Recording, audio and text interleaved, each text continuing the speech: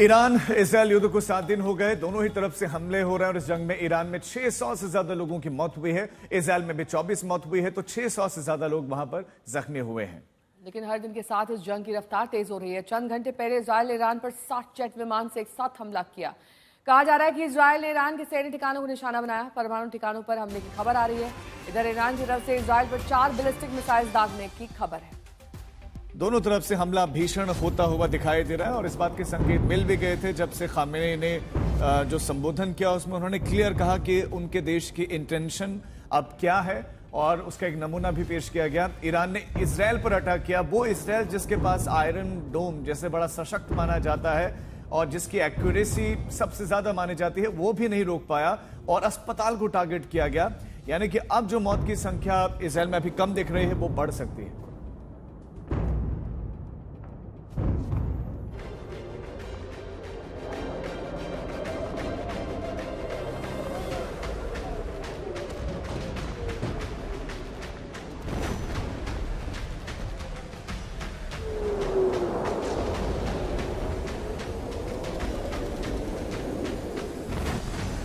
लगातार 7वां दिन है जब तेहरान का आसमान धुआं धुआं है। ये राजधानी तेहरान में ईरानी पुलिस की इमारत है जो इजराइल के ताजा मिसाइल हमले का निशाना बनी है। तेहरान की दूसरी तस्वीर देखिए, ये रेड क्रॉस सोसाइटी मुख्यालय की इमारत है जिसके पीछे धुएं का गुबार उठता नजर आ रहा है।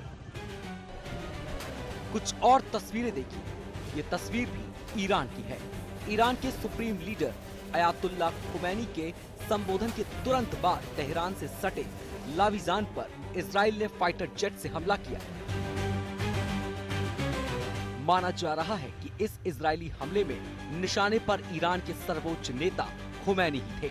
लाविजान को खुमैनी के छिपने के ठिकाने के रूप में जाना जाता है। इजरायली प्रधानमंत्री बेंजामिन नेतन्याहू बार बार कह चुके हैं कि अयातुल्ला खुमैनी के अंत से ही युद्ध और शासन का अंत होगा।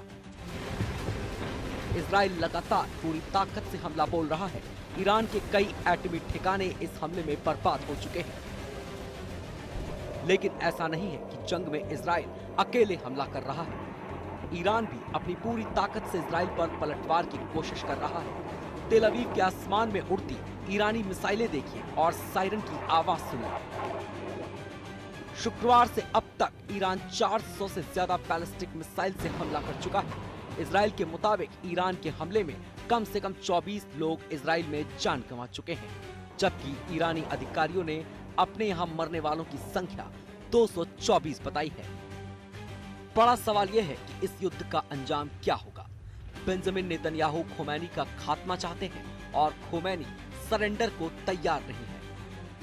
अमेरिका युद्ध में कूदने का मन बना चुका है, लेकिन यूक्रेन में रूस का हाल और अपने पुराने अनुभव को देखते हुए ट्रंप ने अब तक फाइनल ऑर्डर नहीं दिया है। सुपर पावर रूस से ईरान को उम्मीद है, लेकिन पुतिन इस पर बात करने से कतरा रहे हैं। तो क्या खाड़ी युद्ध में जो हाल इराक का हुआ वही हाल ईरान का होने वाला है? आज तक ब्यूरो।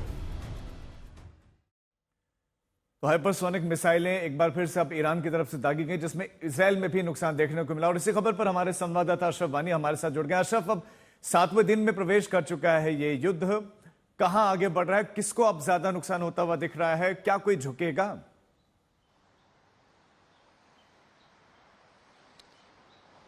कहीं ना कहीं लग रहा है कि राजीव की इजराइल को झुकना पड़ेगा, क्योंकि जिस अंदाज से पिछले 7 दिन के दौरान इजराइल में पूरी तरह से जनजीवन जो है वो ठप पड़ा है, वहाँ के लोगों को इस तरह जंग झेलने की आदत नहीं है। लेकिन अगर ईरान की बात करें, दशक तक उन्होंने इराक के साथ जो है युद्ध किया, जिसमें अमेरिका तब ईरान का साथ दे रहा था, और उस बीच जो है ये अनुभव ईरान के लिए नए नहीं है, लेकिन इजराइल के लिए नए हैं। और ये कारण है कि शायद जिस अंदाज से लग रहा था बेंजामिन नेतन्याहू को कि उसके हवाई हमलों से पूरी तरह से खत्म हो जाएगा ईरान, ऐसा हुआ नहीं है।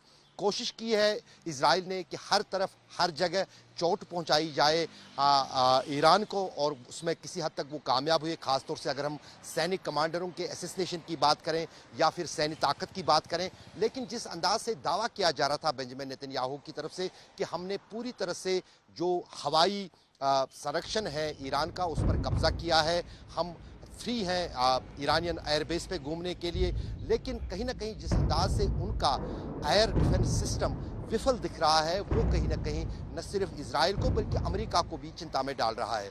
अब कल शुक्रवार को एक महत्वपूर्ण बैठक होने वाली है ईरान के विदेश मंत्री और जो रिप्रेजेंटेटिव्स होंगे विदेश मंत्रालय के यूरोपियन यूनियन के, जिसमें ब्रिटेन, जर्मनी और फ्रांस के लोग शामिल होंगे, और उस बैठक को जो है कहीं ना कहीं संयोजक किया है अमेरिका ने।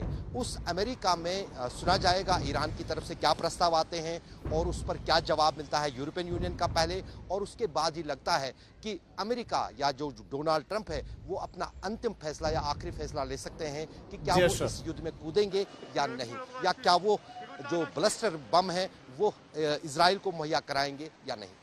ठीक है, बहुत बहुत शुक्रिया इस तमाम जानकारी के लिए आपका।